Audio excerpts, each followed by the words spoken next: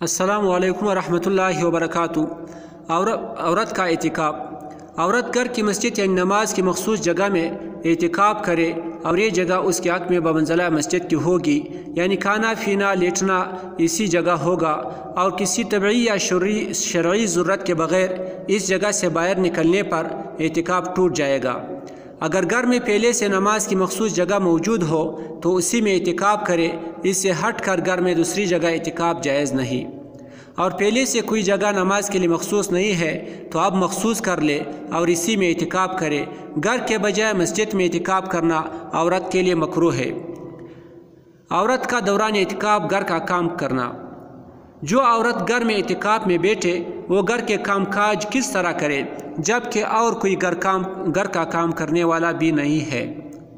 تو اس کے جواب میں فقہائے کرام فرماتے ہیں، بیت الخلاء کے تقاضے اور وضو کے علاوہ اعتکاف کی جگہ سے باہر نکلنے سے اعتکاف ٹوٹ جاتا ہے، لہٰذا ایسی عورت جس کے گھر میں کوئی اور کام کاج کے لیے نہ ہو وہ مسنون اعتکاف کے لیے نہ بیٹھے، البتہ اپنے کاموں سے فارغ ہو کر اس مخصوص جگہ پر ذکر و تلاوت و عبادت کے ذریعے اس مقدس مہینے کی برکات سے فائدہ اٹھا سکتی ہے۔ عورت کو اعتکاف میں بیٹھنے کے لیے شوہر کی اجازت ضروری ہے۔ عورت کو اعتکاف میں بیٹھنے کے لیے خاوند سے اجازت حاصل کرنا ضروری ہے اور خاوند اسے اعتکاف سے منع بھی کر سکتا ہے، لیکن جب ایک بار اجازت دے دی تو اب منع نہیں کر سکتا۔ اجازت کے بعد شوہر بیوی سے ہمبستری نہیں کر سکتا۔ خاوند نے جب اجازت دے دی تو اب اس کے لیے بیوی سے ہمبستر ہونا، بوس و کنار کرنا یا اس ارادہ سے بیوی کے اعتکاف گاہ میں داخل ہونا جائز نہیں۔